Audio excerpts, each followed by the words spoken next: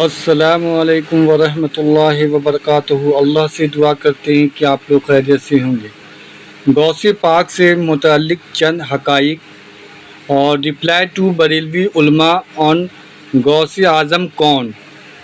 تو انجینئر محمد علی مرزا نے اس ویڈیو میں یہ جو غوث پاک سے متعلق چند حقائق ہیں اس کے بارے میں بھی بات کی ہے، اور جو علماء نے بتایا کہ غوث اعظم کون ہیں اس سے بھی ریلیٹڈ کچھ باتیں جو ہیں انہوں نے سامنے رکھی ہے، اور جو علماء کا بیان ہے وہ کیا ہے وہ آپ سنیں، اور جو علی مرزا نے کہا ہے اس بات کو بھی آپ سنیں اور دیکھیں کہ یہ کس طریقے کا معاملہ ہے غوث پاک کا۔ اور اللہ سے یہی دعا کرتے ہیں کہ اللہ ہم سب کو ہدایت کا راستہ دکھائے، اللہ ہم سب کو ایمان پہ خاتمہ نصیب کرے، اور ہم سب سے جو بھی چھوٹی بڑی غلطیاں گناہیں ہوئے اللہ معاف فرمائے، آمین ثم آمین۔ غوث کا مطلب ہے مددگار، مدد کرنے والا۔ صحیح۔ حافظ صاحب اس میں کیا شک ہے؟ اس میں کیا مسئلہ ہے؟ ہمیں تو مسئلہ نہیں، جنہیں مسئلہ ہے وہ ویسے ہی مسئلہ الجھے رہتا ہے، اسی لیے انہیں مسئلہ ہے۔ غوث کہتے ہیں مدد کرنے والا، اور غوث اعظم کا مطلب ہے سب سے زیادہ مدد کرنے والا، سب سے بڑی مدد کرنے والا۔ ٹھیک ہے؟ اور اللہ تبارک و تعالیٰ نے آپ کو غوثیت کبریٰ کے منصب پر فائز کیا ہے، سبحان اور جو غوثیت کبریٰ کے منصب پر فائز ہوتا ہے وہ غوث اعظم بھی ہوتا ہے۔ اب بعض لوگوں کو یہاں پر یہ شائبہ جاتا ہے کون سے پیلر نہ ہونے کی وجہ سے کہ سب سے بڑی مدد کرنے والا تو اللہ ہے، اللہ، اور یہ پیران پیر دستگیر 11ویں والے پیر بڑے پیر کو یہ غوث اعظم کہتے ہیں۔ تو یاد رکھیں جب یہ بات کلیئر ہو گئی کہ اللہ تبارک و تعالیٰ کے جو انبیاء ہیں، جو رسول ہیں، جو اولیاء ہیں، سلطان الاولیاء، ان سب کو شان اللہ نے دی، بے شک، سبحان اللہ، ان سب کی شان عطائی ہیں بے شک، اللہ کی اذن سے، اللہ کے حکم سے، اور اللہ تبارک و تعالیٰ کا جو ہے وہ سب ذاتی ہے، بے شک، سبحان اس کا حقیقی ہے، اس نے سب کو دیا، اسے کسی نے نہیں دیا۔ غوث اعظم کا مطلب سب سے بڑی مدد کرنے والا۔ تو یہ جو ہم کہتے ہیں یا امت میں بڑے بڑے اولیاء نے کہا، وہ اس لیے کہا کہ آپ اولیاء میں سب سے زیادہ جلدی اور سب سے بڑی مدد کرنے والے ہیں، سبحان اللہ، یہ مطلب ہے۔ سبحان اللہ۔ اولیاء کے درمیان سب سے بڑا درجہ۔ آپ دور کہاں جاتے ہیں؟ بانی پاکستان محمد علی جناح کو قائد اعظم کہتا ہے، تو قائد اعظم کون ہے پھر؟ واہ واہ واہ، فاروق اعظم اور صدیق اکبر اس کے مفہوم کو تو سمجھتے ہیں یہ۔ میں آنے والا تھا جی، اب بتائیں اس سے کیا مطلب؟ فاروق اعظم کون ہے پھر؟ بتائیں پھر صدیق اکبر کون ہے؟ بغداد شریف میں آپ ممبر پر واعظ فرماتے ہوئے آپ نے یہ اعلان فرمایا تھا، قدمی ہذہ علی رقبۃ کل ولی اللہ، میرا یہ قدم تمام اولیاء اللہ کی گردنوں پر ہے۔ سب سے پہلے حضرت علی بن حیتی رحمۃ اللہ علیہ سب سے پہلے خلیفہ بھی ہے غوث پاک کے، یہی سب سے پہلے آگے بڑھے اور قدم مبارک تھام کر اپنی گردن پہ لیا تھا۔ پھر یہ دیگر اولیاء کرام نے بھی باری باری ایسا کیا۔ ان دنوں حضرت خواجہ غریب نواز معین الدین چشتی اجمیری رحمۃ اللہ علیہ خراسان کی پہاڑیوں میں عبادت فرماتے تھے، یہ بھی بیان سنتے تھے غوث پاک کا۔ انہوں نے یہ سن کر غوث پاک کے جناب میں عرض کیا، بل عینی وعلی رأسی، کہ آپ کا مبارک قدم میری گردن ہی پر کیوں بلکہ میری آنکھوں پر، میرے سر پر۔ اولیاء کے پھلدار شاخیں ہوتی ہیں، جو شاخ پھلدار ہوتی ہے وہ جھکی رہتی ہے، جس میں پھل نہیں ہے تو اکڑتی ہے۔ ایسا بھی ہوا ہے، ایک دکان نے اس کا انکار کیا تو ان کی ولایتیں سلب ہو گئی، چھین لی گئی۔ ولی کے ایک معنی دوست بھی ہے، تو جس کو اللہ چاہتا ہے اس کو ولی بناتا ہے۔ تو اپنی محنت سے ولی نہیں بن سکتا، ولی کے لیے عالم ہونا بھی شرط ہے، جاہل ولی نہیں ہوتا۔ اس طرح مطلب یہ کہ میرے غوث پاک کو دنیا ولی کہتی ہے، بلکہ ولیوں کے سردار ہیں بڑے بڑے اولیاء کرام نے، ان کے دنیا میں تشریف لانے سے پہلے پیشین گوئی کر دی تھی۔ آپ ہیں غوث، غوث یہ اولیاء کرام کی ایک قسم ہے، کوالٹی ہے، ان میں ایک درجہ غوث ہے۔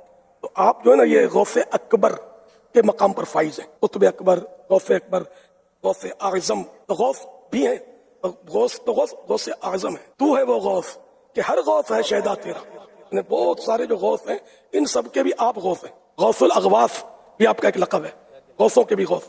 غوث کے ایک لفظی معنی تو فریاد رس ہے، بہرحال ولیوں کی یہ اعلیٰ قسم ہے۔ اچھا، آپ اکثر جو ہے نبی صلی اللہ علیہ وسلم کے نام کے ساتھ امام اعظم بولتے ہیں صلی اللہ علیہ وآلہ وسلم، جبکہ بریلوی اور دیوبندی جو ہے امام ابو حنیفہ رحمہ اللہ کے ساتھ امام اعظم بولتے ہیں، تو آپ نبی صلی اللہ علیہ وسلم کے لیے قائد اعظم کا لفظ استعمال کیوں نہیں کرتے؟ قائد اعظم کا لفظ بھی استعمال کر سکتے ہیں، ہمیں کوئی اعتراض نہیں ہے، لیکن امام جو ہے نا یہ بیسیکلی ایک ریلیجس ٹرم ہے۔ کبھی امام حسین علیہ السلام کو کسی نے قائد حسین علیہ السلام نہیں کہا، کیونکہ قائد تو ہماری انڈیا پاکستان بنگلہ دیش کی ٹرمنالوجیز ہے نا، قائد کہتے ہیں لیڈر کو، لیکن یہ تو ایک بالکل چھوٹا سا ورڈ ہے. امام لفظ جو ہے یہ بہت ورسٹائل ہے، یہ قائد کے لفظ کو بھی کور کرتا ہے، مرشد کے لفظ کو بھی کور کرتا ہے، پیشوا کے لفظ کو بھی کور کرتا ہے، ہادی اور رہنما کے لفظ کو بھی کور کرتا ہے. یہ سارے کے سارے معنی اگر کسی عربی کے لفظ میں کور ہوتے ہیں وہ امام ہے. ٹھیک ہو گیا؟ ایکسپرٹ کسی فیلڈ کا اس کو بھی امام کہا جاتا ہے. جیسے امام بخاری کو ہم حدیث کی فیلڈ کا امام کہتے ہیں. امام حسین علیہ السلام کو ہم حق کے لیے چاہے جماعت تھوڑی ہو باطل کے خلاف ٹکرانے میں امام سمجھتے ہیں امام حسین علیہ السلام کو. تو ہم امام اعظم نبی صلی اللہ علیہ وآلہ وسلم کو اس لیے کہتے ہیں کہ سب سے بڑے امام وہ ہیں. اعظم ایک سپرلیٹو ڈگری ہے جو صرف نبی صلی اللہ علیہ وآلہ وسلم کے لیے یوز ہونی چاہیے اور کسی کے لیے نہیں. اعظم کہہ دیا نا آپ نے، سب سے بڑھ کر. اچھا اس کی وہ دلیل میں کہیں گے جی وہ حضرت ابوبکر کو بھی صدیق اکبر کہتے ہیں، حالانکہ سب سے بڑے تو صدیق نبی علیہ السلام ہے. سر یہ صدیق اکبر آپ کے علماء کہتے ہیں، حدیثوں میں صدیق اکبر نہیں آیا، صدیق کا لفظ آیا. حضرت عثمان کے لیے، اچھا عثمان کے لیے نہیں آیا غنی اکبر، وہاں کہتے ہیں عثمان غنی، وہاں ان کا چور پکڑا جاتا ہے. ادھر کیوں نہیں سال لگایا ہوا عثمان غنی کبیر، جس طرح فاروق اعظم لگایا. فاروق اعظم تو آپ نے لگا لیا ہے، وہ تو فاروق لقب ہے صرف. حضرت عثمان والا آپ بھول گئے ہیں سر، اور میں نے پکڑ لیا. کیوں پکڑ لیا؟ کیونکہ نہ میں وہابی نہ میں بابی، میں ہوں مسلم علمی کتابی. تو ورنہ حضرت علی کے ساتھ کیوں نہیں ایسے آ رہا؟ علی مرتضی آتا ہے. اکبر آیا کوئی لفظ لگایا ہوا انہوں نے؟ اعظم لگایا ہوا ہے؟ نہیں لگایا ہوا.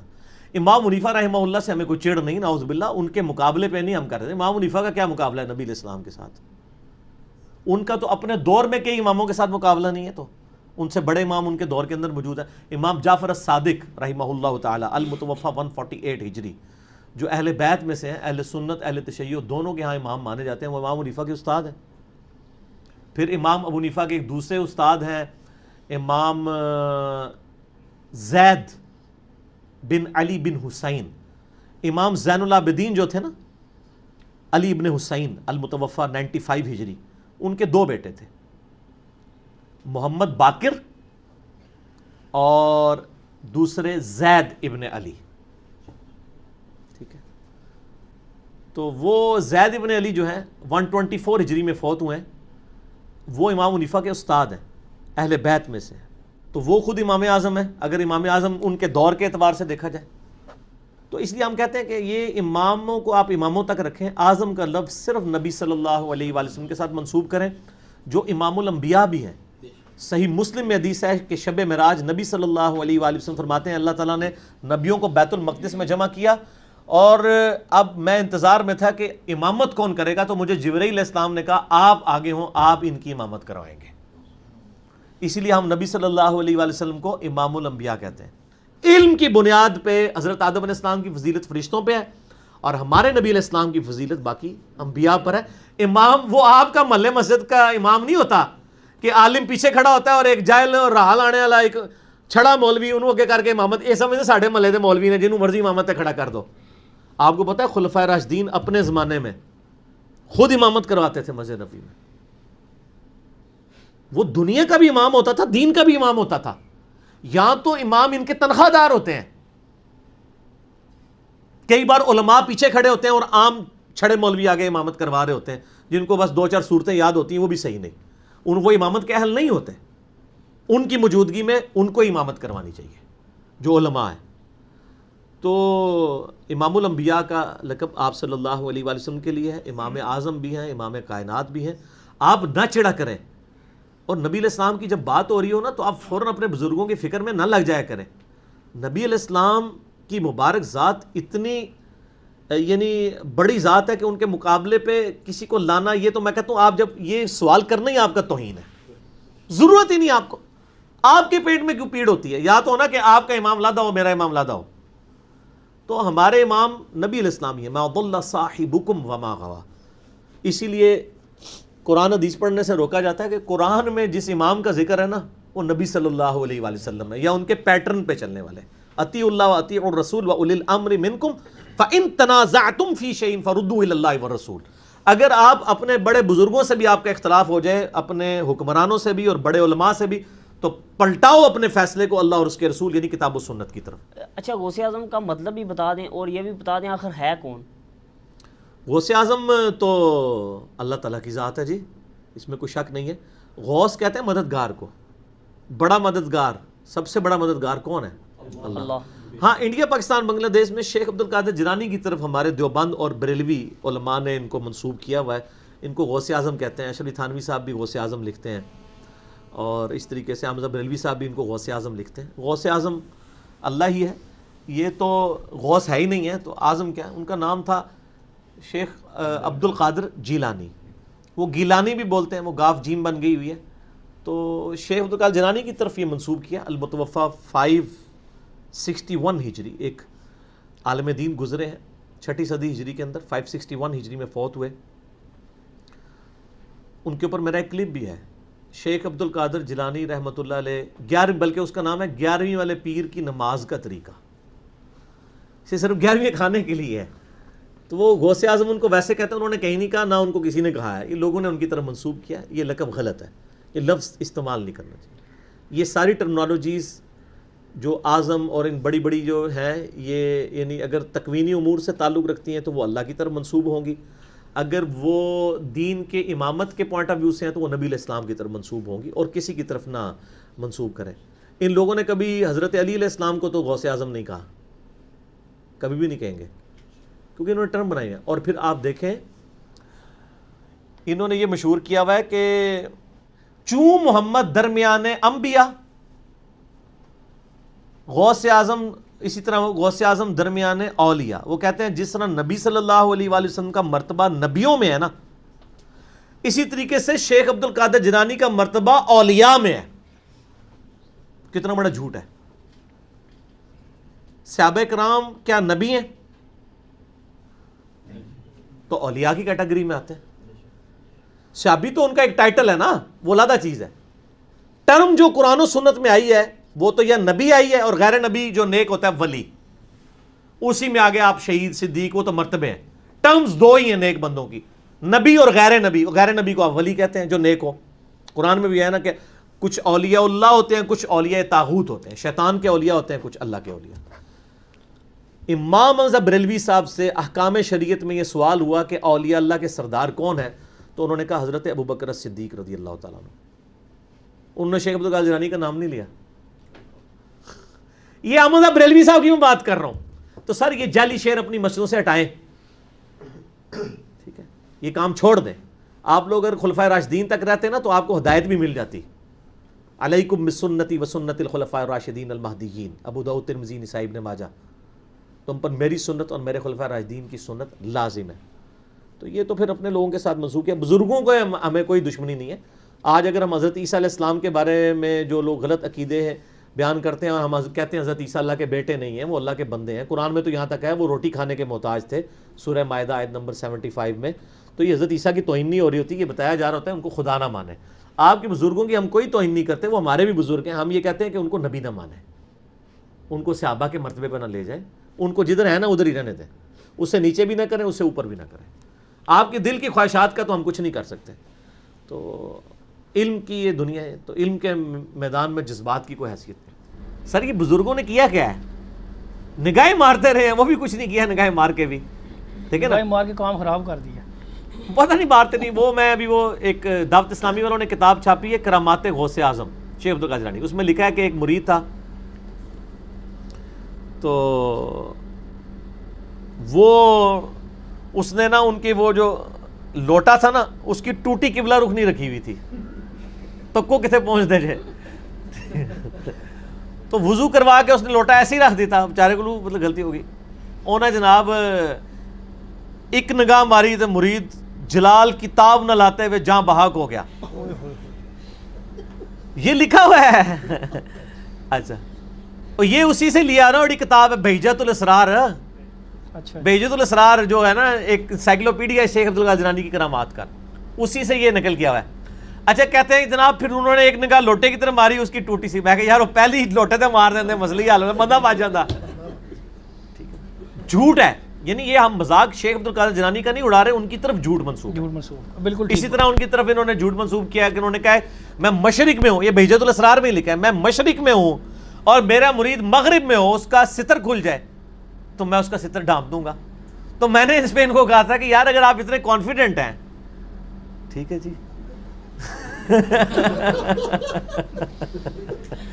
آپ کانفرنسز کراتے ہیں شیخ عبد القادر جیلانی کے نام کے اوپر، آپ اگر اتنے کانفیڈنٹ ہیں کہ میں سچا قادری ہاں، سچا قادری ہوئے گا جو پائی جی میڈیا دے کیمرے سامنے لوائے اور پھر کہ جی یا شیخ عبد القادر جیلانی اور نال ہی اپنی تہمت کھول دے، تو وہ آگے. ویسے میرا مشورہ یہ کرنے سے پہلے آپ انڈر ویئر پہن لیجئے گا، کیونکہ مجھے 100% یقین ہے کہ آپ جو ہے آپ کو بے عزتی کا سامنا کرنا پڑے گا. جب ہم یہ مذاق اڑاتے ہیں، یہ کہتے ہیں بزرگوں کا مذاق اڑا رہے ہیں، ہم بزرگوں کا نہیں اڑا رہے ہیں، بزرگوں کا مذاق آپ نے اڑوایا ہے. ہم نہیں کہتے کہ انہوں نے یہ باتیں کہی ہیں. قصیدہ غوثیہ میں اتنے کفریات لکھے ہوئے ہیں، اتنے شرکیہ باتیں لکھی ہوئی ہیں، ان کا اسلام سے دور دور تک تعلق نہیں ہے. اور جو انہوں نے متکبرانہ دعوے کیے ہیں، یعنی کوئی شخص اس طرح کا دعویٰ کر سکتا ہے کہ تمام اولیاء کی گردن پہ میرا پاؤں ہے. جو بندہ اللہ کا نیک بندہ ہے وہ تو ڈرتا ہی رہتا ہے. وہ یہ تو حضرت ابوبکر صدیق نے دعویٰ نہیں کیا کہ تمام صحابہ کی گردن پہ میرا پاؤں ہے. ٹھیک ہو گیا نا. اس طرح کے یہ سارے دعوے جھوٹے ان کی طرف منسوب ہیں، انہوں نے یہ باتیں نہیں کی. شیخ عبد القادر جیلانی کی جو صحیح بات ہے وہ مجھے پتہ ہے، میں آپ کو بتا دیتا ہوں. ان کو کسی نے بتایا کہ جی عید کا چاند نظر آ گیا.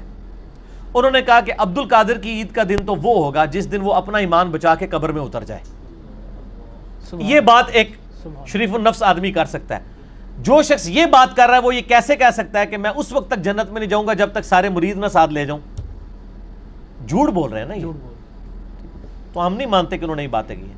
پہلے تو میں ان سے پوچھتا ہوں کہ آپ اپنے نام کے ساتھ قادری لکھتے ہیں اور اپنی نسبت شیخ عبد القادر جیلانی کے ساتھ کرتے ہیں، انہی کی وجہ سے قادری کہلاتے ہیں نا. تو شیخ عبد القادر جیلانی رحمہ اللہ کی طرف جو منسوب کتاب ہے غنیت الطالبین، اس کے شروع ہی میں نماز کا طریقہ انہوں نے لکھا ہوا ہے، اور وہ وہی طریقہ لکھا ہے جو بخاری اور مسلم میں موجود ہے. یعنی اللہ کے محبوب صلی اللہ علیہ وآلہ وسلم نماز میں رکوع میں جاتے وقت اور رکوع سے اٹھتے وقت رفع الیدین کرتے تھے، جس سے یہی بزرگوں کے ماننے والے کبھی کہتے ہیں مکھیاں مارنا، کبھی کہتے ہیں بت رکھ کے آتے تھے، کبھی کہتے ہیں یہ منسوخ ہو گیا. تو جس شیخ عبد القادر جیلانی رحمۃ اللہ علیہ کے نام پہ آپ لوگ عزتیں اویل کر رہے ہیں، ایون چندے اکٹھے کر کے اپنا سورس آف انکم جس شخصیت کو آپ نے بنایا ہے، وہ جس طریقے پہ نماز پڑھتی تھی وہ آپ نماز کا طریقہ پبلک میں کیوں نہیں بتاتے؟ پھر سچے قادری ہوں گے نا. آپ کا تو دعویٰ ہے وہ اولیاء اللہ کے سردار ہیں. اچھا، اولیاء اللہ کے سردار وہ نماز پڑھتے رہے جو منسوخ تھی؟ سردار تے چیک کر کے بنانا سی نا. نہیں، وہ حنبلی تھے. وہ حنبلی کو تو بعد میں ہم دیکھیں گے، پہلے تو ہم یہ دیکھیں گے. پہلے تو یہ بات ہے یہ جھوٹ ہے. نبی صلی اللہ علیہ وآلہ وسلم کی نماز کا طریقہ جو آپ کے نزدیک ختم ہو چکا، جو مکھیاں مارنا ہے، نعوذ باللہ، اور کیا کیا آپ اس کے لیے نام رکھتے ہیں. آپ کے سب سے بڑے بزرگ اس طریقے پہ نماز پڑھتے تھے. جس بزرگ کو پوری زندگی یہی نہیں پتا چلا کہ نبی علیہ السلام نے نماز کس طریقے پہ پڑھی ہے، وہ آپ کے دلوں کے حال کیسے جانتے ہوں گے؟ پھکی ہے نا سر، الزامی جو آپ اینٹی وینم ساڑھے گل تو پھر ہی گلا نے، جسے خود نماز کا طریقہ نہیں پتا بقول آپ کے. پہلے تو انہیں حنفی کریں قبر سے نکال کے ریکویسٹ کر کے، لیکن اب تو کوئی فائدہ نہیں. کیا آپ اللہ تعالیٰ کی قدرت و اختیار کو کسی کا عطا کردہ سمجھتے ہیں؟ اگر نہیں تو کسی غیر اللہ میں غیر مستقل اور اللہ تعالیٰ کا عطا کردہ اختیار ماننے سے شرک و برابری کیسے ثابت ہوگی؟ اوے پرانے کوڑ قسم دے تواڈے دلائل نے. یہ میں نے اس پہ ریسرچ پیپر نمبر 3 لکھ دیا ہے، دعا صرف اللہ ہی سے، کہ جی ہم تو اللہ کی اطاعت سے مانتے ہیں، یہ کرتے ہیں وہ کرتے ہیں. بھائی جب اللہ کہہ رہا ہے میں نے یہ چیز اطاعت ہی نہیں کر رہی کسی کو، تو آپ کس نے اللہ کی اطاعت سے؟ میں کہوں کہ اگر اللہ کی اطاعت سے ہم کسی کی عبادت کر سکتے ہیں، یہ تو خدا کی ڈیفینیشن کے خلاف ہو جائے گا. خدا تو کبھی یہ نہیں کہے گا. سورہ آل عمران میں ہے کہ اللہ تعالیٰ کبھی تمہیں نہیں کہے گا کہ تم نبیوں کو یا فرشتوں کو رب مان لو اللہ کو چھوڑ کے. کیا تمہیں وہ کفر کی طرف ترغیب دے گا بعد اس کے کہ تم ایمان لے آئے اور بعد اس کے کہ تم کتاب کی تعلیم دیتے بھی ہو اور اس کی تعلیم کا درس بھی دیتے ہو, پڑھتے پڑھاتے بھی ہو. یہ سورہ ال عمران کے اندر آیت موجود ہے. تو اللہ تعالیٰ کبھی بھی یہ, اس میں میرا یوٹیوب پہ کلپ بھی ہے, من دون اللہ کون, اس میں نے یہ آیت بھی بریف کی ہے. اس طرح نہیں ہوگا میرے بھائی. اللہ تعالیٰ جو چیز چاہے گا نا وہی آپ کسی کے لیے مان سکتے ہیں. اللہ چاہے گا, آپ کے چاہنے سے اللہ نے نہیں چاہنا.